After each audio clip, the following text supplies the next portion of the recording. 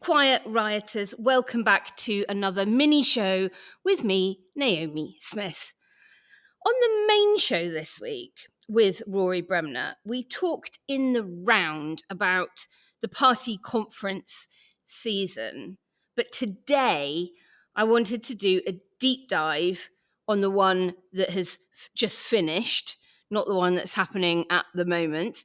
I, of course, want to talk about the Liberal Democrat conference that wrapped up their Brighton Jamboree at the end of last week. And joining us to tell us all about how it went, all of the gossip, all of the intrigue, all of the celebration. It's someone making their Quiet Riot debut.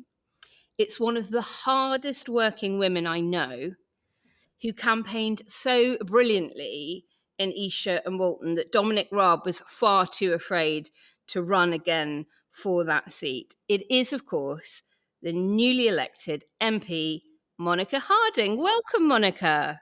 Thank you so much for having me on. It's an absolute delight to be with you today, Naomi. Oh, I'm so glad we could make it work. And thank you, given that I know what post-conference exhaustion is like. Before we get into the nitty-gritty of talking about Brighton and how it all went, let's start with you, because you've been involved with politics for a very long time. But nonetheless, I can only imagine that almost nothing can prepare you for the reality of being an actual politician. So how have the first few months been? Well, I mean, I haven't been in politics for that long. I came into politics a year before the 2019 election, and before that with no background in politics at all. So the whole thing to me is still extraordinary. And of course, being elected an MP is even more extraordinary. And I just have to begin by saying what an honour and privilege it is. It really is, to be able to represent the place that I love and I live, and being able to act on behalf of, my constituents is just fantastic. But I think nothing can really prepare you for that moment when it happens. And of course, you go from a very, very busy campaign, 8 weeks of hard campaigning in which my team knocked on 20,000 doors, which I'm very proud of. But come on, you didn't just do 8 weeks. You've been at it for years in that seat. How many doors did you knocked on in the previous few years? Thousands and thousands, and the same door many times. As you say, I came into it in 2018 and stood against Dominic Raab in the 2019 election, and that for us was the moment of change, I think, in Esher and Walton, when we brought down his majority from 23,000 to 2,500, and that was, one of the safest Conservative seats in the country. It's the kind of place where if you were a wannabe minister, you would go and get selected there because you would have an easy ride. They used to weigh the votes there, and so we got it very close. We got the biggest swing in the country actually in 2019 of any seat of any candidate, and so you were the top number one Lib Dem target seat, presumably because of that. I didn't ever see the list, Naomi, but I think I was up there. It was often said. But you never, of course, think of that, do you? You just think about the 40,000 doors that you have to knock on to get it over the line, and being superstitious about this stuff. I didn't let myself believe until the exit poll, came through this time round at 10 o'clock. And I was knocking on doors at 9:45 at night. And I had to be pulled away by my team. When I would see a light on in the living room and somebody sitting there in their sofa, they said, you really can't knock on that person's door now. But we were getting people that were coming out of the pub to get to the polling station, et cetera, et cetera. So I dashed home at 10 o'clock just to watch the exit poll with my family. And when they predicted 60 plus seats, I knew at that point I probably had won because, I knew I was in the top target seats. And what time was your actual result announced? So I then was told to kind of rest and relax at home, but my result would probably come through about 2:30 in the morning. So there was no time to go to bed. And of course, by this time, you know what it's like. You're absolutely exhausted. You're on your knees. You've been up since early in the morning. You've had an 8-week campaign behind you. So I had a call from the team who were pretty sure what had happened by 2 in the morning. But the result actually didn't come through until 5:30. So you could have gone to bed. I could have gone to bed. I could have looked beautiful for those cameras in the morning, but I didn't.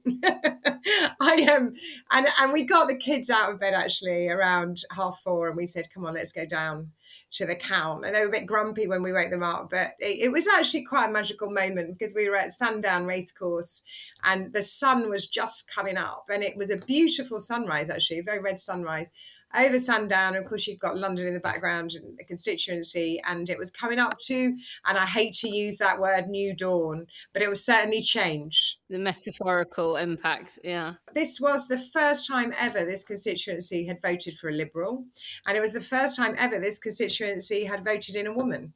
So on those two counts, it's historic. Of course, it's historic because we've got the biggest number of Lib Dem MPs ever. And we're back to the the days of 150 years ago when the Liberals were preeminent. But also, I am a Surrey seat, and we managed to get 6 out of the 11 Surrey seats, and that, for anybody who knows Surrey, is absolutely extraordinary. And so it was a real historic moment, a real moment of change and of realignment. And we're obviously going to be making sure and working as hard as possible to make sure that's a sustainable place that we're in, and it remains Liberal. But I think there's been just going back to how long I've been at this, since that 2019 election, I think. And actually before that, there's been a political realignment in this part of the world. We talk about the Surrey Shuffle, and I'm trademarking that because that was my phrase. And this is people that are young families that are coming out of London down the A3 into Surrey with their young families, and they bring with them their socially liberal values and their hatred of Brexit. You said it first, but also still fiscally conservative. And what essentially happened was the Conservatives moved away from that group, and also the other group that was already here, which is the Conservative Stockbroker Belt, which is essentially a one nation conservative group who believe in the rule of law, believe in the institutions, believe in Britain as a global power, punching above its weight, and hated what they saw of the Conservative government. And actually the final nail in the coffin for them was the fiscal incontinence and incompetence of the Liz Truss government. I'm sure it was. That was the only thing they were holding on to, and of course that went as well. So and it was great that the Lib Dems were able to move into that space, and they liked what they heard. So well, congratulations! Yeah. What a stunning victory, and well over 50% of the vote, and a huge swing to you. So well done. I love that you had this beautiful morning with your family. The imagery of the sun rising over as you say, a new dawn for the country under changed management, and with a third party with real heft replacing the SNP. However, I'm more interested in the gossip. So you get into Westminster, into this bizarre, arcane building. What was the thing that struck you most about that, or the thing that nobody tells you before you're actually an MP? Like, is there an odd ritual or some piece of procedure that not being allowed to speak when the speaker is speaking? And I don't know, like give us a flavour of like what was the maddest thing that you had to sort of understand as a newly minted MP? It's all mad. I mean, it's extraordinary. The place is extraordinary, and you have to pinch yourself every time you go in. It's just such a privilege to be there. And, obviously so historic, centuries old. You've got, the flagstone of William Wallace on the floor, dates back to the 14th century. You've got, the Westminster Hall, which is the oldest part. It's extraordinary. And you do keep on getting yourself lost in these ancient corridors. I was lost in one. I was hauled out by a Labour MP. Said, you can't go in there. You can't go in there. And I said, why not? She said, it's dangerous. I said, what do you mean it's dangerous? And she said, asbestos. So I don't know if that's true or not, but it is one of those places that you keep on getting lost in. But I tell you, the thing that actually struck me most was when you walk in for the first time, the doorkeepers, who are these wonderful people actually, who really help you and support you and stand outside the chamber. But when you first get in, they're there on the front door, welcoming you in, and they say your name, and the first thing is you walk straight in and nobody checks your bags. So for anybody that's ever been in Parliament before, what torturous procedure, what a rigmarole it is. That's a rigmarole. So that's the first thing. But then the second thing that I realised was that and I think this is true. Somebody has told me this, and nobody has yet said that it's wrong. That you are not security vetted at all. Your right to be there is a democratic right because the people Given to you want by you the there. people. Yeah. And that somehow symbolizes the power of our democracy. You are there. And then I said, there was one night that I worked very late and it was getting on for midnight. I thought I'd better go home because they're going to close this place up. And I went through these deserted corridors. It's all very spooky and historic. And I said to somebody that I found, are you closing up? Like, do I need to get out? And they turned around and said, you, as an MP, you have a right to be here every day, 24 hours a day, 365 days a year. The last time we tried to shut MPs out of Parliament, the King lost his head. And that's not going to happen again. So I just think that gives a flavour of our democracy, which is what it's all about, actually. And that, for me, is such a thing. I was elected, 28,500 people voted for me, which I still find extraordinary and just humbling. But it's how our democracy works. And you go from that moment when your vote is announced and you're given that envelope that has, your name on it with MP on it. And that's it. And you're in, and then you are there representing your constituents. And I will do that for the best of my ability. So, extraordinary. Very humbling. You and 72 others. So let's get on to the conference. How did the atmosphere compare to previous years, given that historic victory? I mean, were you just all celebrating non-stop for 5 days?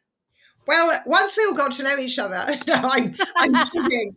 I'm kidding, actually. I mean, we did that on the first couple of days after we'd been elected, because, of course, actually that first day we all gathered at Lib Dem HQ, and the meeting room wasn't big enough to hold us all. And many people were meeting each other for the first time. The conference was really joyous. I mean, it was fantastic. There was such an energy about the place. There's so many people that had so much energy. I think that actually translates to the chamber as well. Not just the conference. One of the doorkeepers said to me about the chamber, that he said the debate may not be as sharp as it was, but the energy is absolutely palpable. Wow. And the thing is, you'll learn the sharpness of the debate, but I think that is true of, the Labour benches and the Lib Dem benches and the other parties, other than the Conservatives. The energy is absolutely there. And it's extraordinary to see the numbers and what a progressive parliament it is, and the numbers that are there. I mean, the Labour side can't fit on their benches, and we're absolutely packed out cheek by jowl. And so coming back to conference, you've got 72, and the geographical span is something else, but also the span of experience, of professions. It's just a really great group of people, and really buzzing with ideas, and all desperate to get stuck in, because us progressives have waited a hell of a long time to get here, and now we want to change stuff quickly and diverse in gender. At least I've noticed, it's so great to see the Lib Dems. I mean, at one point in the last 10 years, the Lib Dems had more MPs that were Knights of the Realm than they had women, and that is certainly not the case now. So I think that in itself is a big achievement, and I know that attempts for boosting diversity in other directions continue. Our listeners already know that the Lib Dem conference is one of the more democratic conferences when it comes to policy motions that get debated on the floor. And if they pass, they stand a really good chance of being adopted as party policy. Was there anything discussed in Brighton that stood out for you in that regard? It is a very democratic conference. But the thing about the election campaign, and actually the last 5 years, has been how united the party is. And I think that it really stands out for me. We are very, very committed to, the priorities that we talked about throughout the campaign. Our number one thing is the NHS. It's the one thing that is on everybody's lips on the doorstep. It's the one thing that we really feel. And I think this is something about the Liberal Democrats as well. We knock on a lot of doors, and I know other parties did this time round, but we've knocked on a lot of doors for a very long time. That we have a real handle on what people are saying in our constituencies, and where we work and our councils, etc. And health and social care is the number one thing that people are concerned about. And then, of course, cost of living. So, the party has shifted a gear into this space. There are other very, very pressing issues, of course, that we're also talking about. But I think all of us kind of leaning in to find the real solutions to these massive challenges that our country faces with an eye for the future, but keeping that joy of the campaign. I mean, of course, I was about to say the only sir I think we've got is the joyous one, who arrives at conference on his jet ski. So I think it's combining that with a very seriousness of purpose, a unity, but a kind of joy and lightness about it, that, this is change and we will deliver and we will do so, together. It was a great feeling. I'm so pleased to hear that. And it sounds like it was really good fun, but also peppered with a seriousness because of the scale of the victory and having, lobbyists turn up in number en masse for the first time in a very long time. It's testament to that victory. You mentioned Ed and his jet skis, and his bungee jumps and his roller coasters and his paddleboarding. So I want to talk about leaders' speeches, because it seems to me that leaders of all parties prepare for these for weeks in advance. The pressure on them to deliver, quote unquote, the speech of their lives every year, and in the Lib Dem's case, twice a year, because they have a spring conference, is quite mad, actually, when you think about it, because everyone forgets the detail within about a week. What did you make of Ed's speech? And I'm really curious to know what you think the ingredients of a great barnstormer kind of speech are. Like, did the crowd go crazy for any particular bit of his speech? I know things like, being really overtly pro-European normally get a standing ovation at Lib Dem conference. Yeah. Talk to me about how you think he did and what the highlights from his speech were for you. It was very Ed. The fact that Ed sang his way onto the stage, I think, again, typified the campaign. And what is great about him is that I'm sure many people that know Ed would have said, "You really can't sing, don't sing." And he sang. And, I'm sure many people during the campaign said to him, "You really can't get in a bungee." I know people said at the beginning of the campaign, "You got to look serious, don't do a bungee jump." And he did the bungee jump. And I think the thing about Ed is he's authentic. And this is what came across during the campaign. It came across in those, those public broadcasts that he did about his son. He means this stuff. He's not wheeling this stuff out. This is not hug a husky. He means this stuff, and he's got a very serious purpose in doing it. And I think there's a tremendous warmness amongst the party. Of course, he had the best prop in the world that you could have on the stage, which is 72 new people. I mean, what's a better zip wire than that? Having us all there, and a dog, and Jenny the dog, and of course Jenny the dog is in absolutely everything. So she's our main piece of PR. And of course you're right. Every single leader's speech has to hit on the certain issues, and it wouldn't be a Lib Dem conference if we didn't mention Europe, and it gets a very, very big cheer. I thought he was interesting what his statement about Donald Trump, because of course we're probably the only party that can actually say that. Which I thought was interesting. Of course, that had a big cheer in the audience as well. So yeah, I think it was a great round off to a speech, and very much in the spirit of the campaign. Yeah. And then following conference, Ed reshuffles his top team. Yes. And you have just been appointed to the International Development Brief. So huge congratulations, Monica.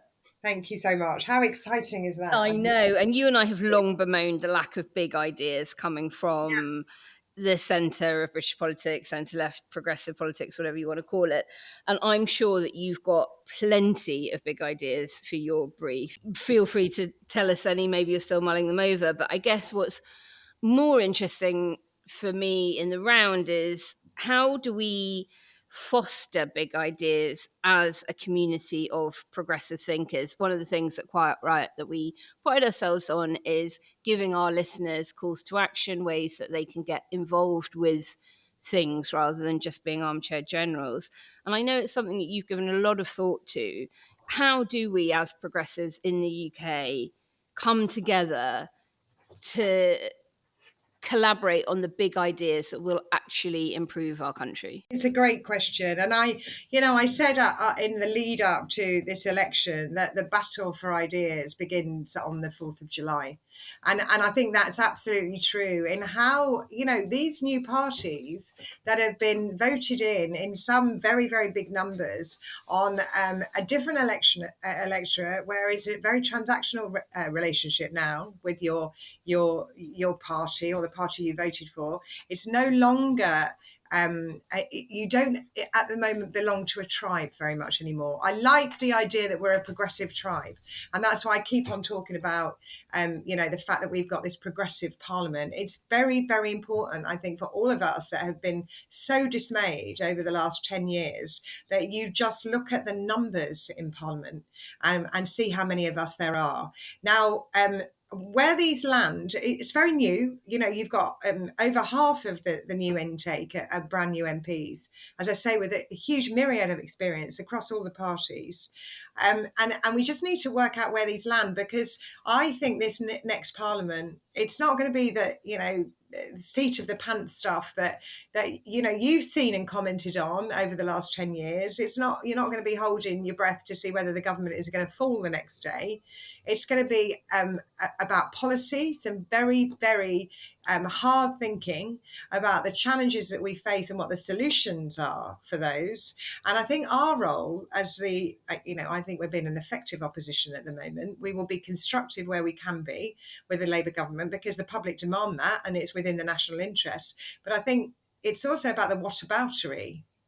Now, and when I talk about the battle for ideas, this is true of Labour as well. They have to work out whether they're going forward for a long-term strategy for Britain, the Attlee approach, or whether they're drawing up a manifesto for the next election. And there's a tension between those things that Labour have to square, and they're getting lots of pressures, in the electoral space and other places. And it's actually up to the Liberal Democrats to push to that longer term a solution for the UK. You can look at that in terms of the reviews that they're doing, not so much the NHS one, but the reviews of the Foreign Office, for example. They're quite electorally skewed. There's some stuff that they're not looking at, and I think it's up to us as Liberal Democrats to point those other things out, like we're pointing out adult social care at the moment. There is still no answer. Boris Johnson stood on the steps of Downing Street and promised a solution to that. The Labour Party have swerved it. Also on special needs provision, there's an absolute crisis in the country, and it's countrywide. We have a particular problem here in Surrey that is countrywide. There's a massive deficit, and if you go to doorsteps, you will meet children who have been excluded from school because of behaviour caused by special needs provision, that have spiralled into poor mental health, whose parents have had to give up their job in order to look after them, often with a breakdown of the family as a result. There's an absolute crisis here, and it's recognised by all the MPs, I think, coming into Parliament. There was a Westminster Hall debate on it just before recess, and it was absolutely packed out. There must have been 100 MPs there. Now, these are absolute fundamental problems. There's, that need investment in there, but of course you will be told that there's no money. So I think this battle for ideas, where we're going, the macro stuff, what do we want to look like as a country in the future? What direction are we going in? How do we provide this progressive bulwark, if you like, against, worrying populism in Europe? And what really happens, and how do we stand if there's a Trump victory in the US? Indeed. In November? And without filling the vacuum with progressive solutions, along will come the populists waving some ridiculous, completely false narrative that will be seductive for those people who don't have time and energy to really think about these things, and then they'll be an ascendancy even more so than they already are. So it really is incumbent, as you say, on this progressive parliament as a whole, and those that are prepared to sort of put aside tribal colours to work across party lines with other progressives to push stuff through. And I'm very glad to hear you say that, and to know that there is such a strong advocate voice both within the Liberal Democrats for that, and of course within Parliament. And listeners, Monica's inbox is out of control, so don't email her with your big ideas, But if you email quietriotpod@gmail.com, I'll triage and pass the best ones on to her. So maybe that's how you can get involved in helping Monica secure some of those big progressive policy wins that we so desperately need. Listeners, that is it for this mini cast. Monica, congratulations again on being elected and then getting an amazing role with international development. It's been absolutely fantastic having you join us. Thank you so much for having me on the show, Naomi. It's been an absolute pleasure to be on there, and I hope I can come on again. Don't forget to like, subscribe, leave reviews, and if you want to join the Quiet Riot editorial meeting, do sign up as a backer on ko-fi.com/quietriotpod. Then you'll get a link to join the editorial meeting that is happening on Thursday with Alex, Kenny and me, and you'll get to shape all of our content going forward. Thank you for tuning in once again, and we'll see you again very soon. Bye for now. Quiet Riot is an audio production by Cooler Heads with Naomi Smith, Andreou and Kenny Campbell. Music by Mariana Sangita. Artwork by Simona Canellu. Quiet Riot is a co-production with Sandstone Global.